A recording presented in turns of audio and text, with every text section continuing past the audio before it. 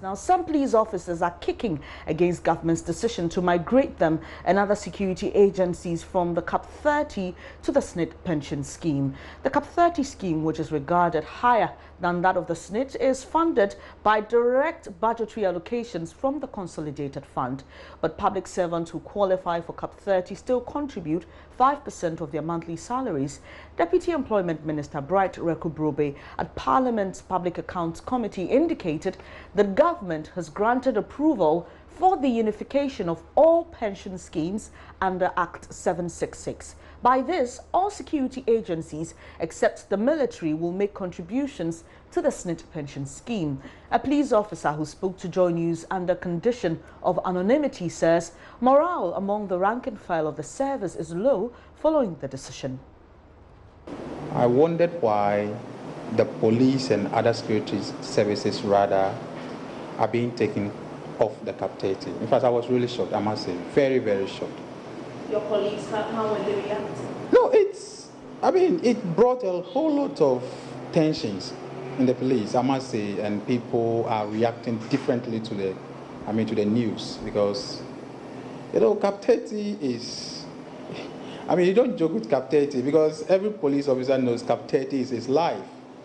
After long years in the police service, and after you've wasted your life and all the fatalities in the police service, and when you retire and you have no strength to work again, that is what people retire, and that is what people use for a living after retirement.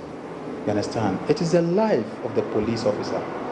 So no one will take it lightly if the government intends to take the police off the CAP 30. Oh, that can bring us a lot of problems, I must say that. But the point is that, in my opinion, you don't take the police off and you are sending us to SSNIT. And we all know how people have had problem with management of, pensions with SSNIT. Oh no, the police deserve better. When the story was announced, to what extent is this agitation amongst persons of even the police service, so I can speak for the police service, to what extent are they angry? You see, I think the agitations were so loud to understand that the police administration issued a statement to calm down nerves of personnel. Police administration of all, if they knew that tensions were not so high in the police, they wouldn't have issued a statement. You understand?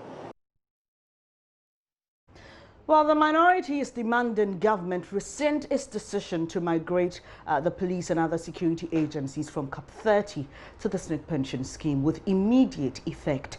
Ranking member in the Defense and Interior Committee, James Agalga, wants government to amend Act 766 to rectify the issue.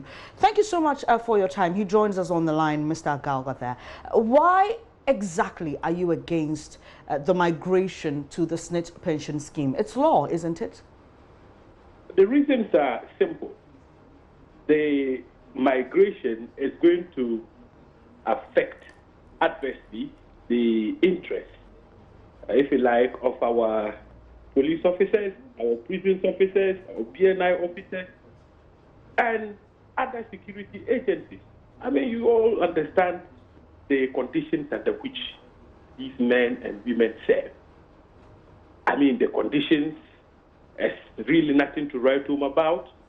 And so the only source of motivation, so to speak, was the CAP 30 pension scheme that made it possible for government to make token contribution towards the retirement of our gallant officers and men in uniform. And so when you have a government which comes out to say its cabinet has met and taken a decision to migrate them from the said CAP 30 pension scheme onto the SSNIT pension scheme, there is cause to be alarmed, and we are indeed very alarmed. Mr. Agalga, that is why we found it very compelling to admonish President Akufo-Addo to immediately rescind his decision, because the police officers and other security agencies are agitated. And we're saying that those agitations portends great danger for our national security. Look, it is not for nothing that President Mills, President Mahama never contemplated migrating the police officers and other officers of sister security agencies from the Cap 30, in spite of the passage of Act 766. That is why we are of the opinion as the minority in Parliament that if Act 766 is causing confusion in the mind of President Akufo-Addo, he should cause the relevant Section 31 to be amended with immediate effect to cover the police service and other sister security agencies. Are you in any way for the armed forces? Are you in any way suggesting, sir, that there is some form of misinterpretation of that article? No. Because you talk about confusion. I'm not saying there is some misinterpretation. I'm saying that the confusion may have arisen because, you know, in 2008, when Act 766 was passed, the only exempted group from the migration process was the armed forces. And so I'm saying that that may have informed the decision of President Akufo-Addo to contemplate the migration process. So I'm saying that in order that they are not confused, maybe it is lost on them the reasons why the security agencies were placed on Cap 30, the risk associated with their work, the fact that they are the only ones who cannot unionize and agitate for improved conditions of service. They don't enjoy public holidays. It's Easter. When it's Christmas and you go to have fun with your family, that is the time, that is the peak season for their work. So we're saying that the harrowing conditions under which they work makes it very compelling for them to be retained on the Cap 30. Maybe these reasons were lost on the cabinet of President Akufo-Addo because there is some Act 766 which says the only exempt group is the armed forces. So we're saying that amend that provision and extend the exemption to cover the police service and the other security agencies so that there is no confusion whatsoever. So, Mr. Gaga, as it stands now, is the government doing anything illegal? Because per the Act, what they're doing now is right. But you see, that is why we're saying that the implementation or otherwise of the Act is a policy decision.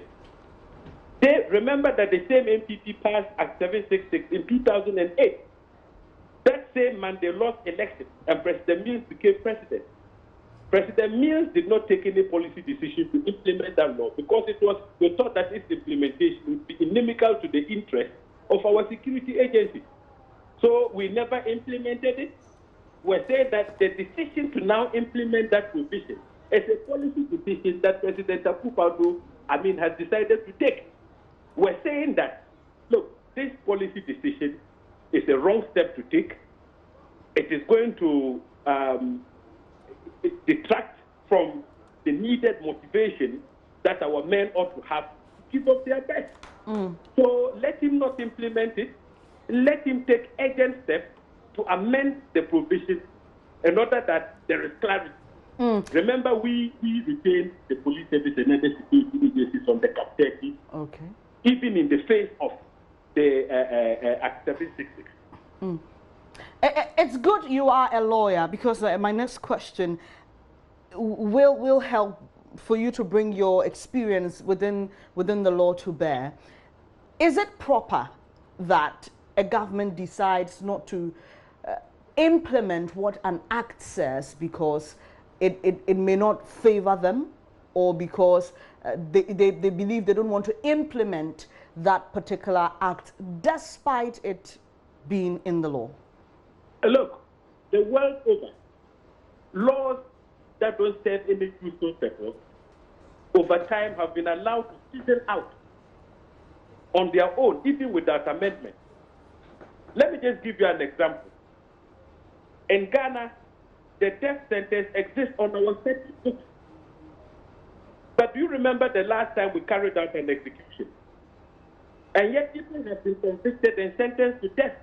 But no president has ever since 1993 signed a death warrant. Is that illegal? It's not illegal. It is because maybe the death sentence has lost relevance. It is a backward way of dealing with crime.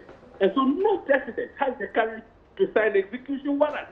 So what laws is to have relevance and not serve useful purpose, you don't implement them merely because they exist on the statute book. So yes, I'm speaking to you as a lawyer, and I'm saying that when it is unwise to implement laws that do not serve the best interest of country and your citizenry, you don't go ahead and implement them. It's as simple as that. And that is why we never implemented that law which was passed by an NPP government. All right. Thank you very much for your time this morning. James Galga is ranking member of the Interior and Defence Committee of Parliament.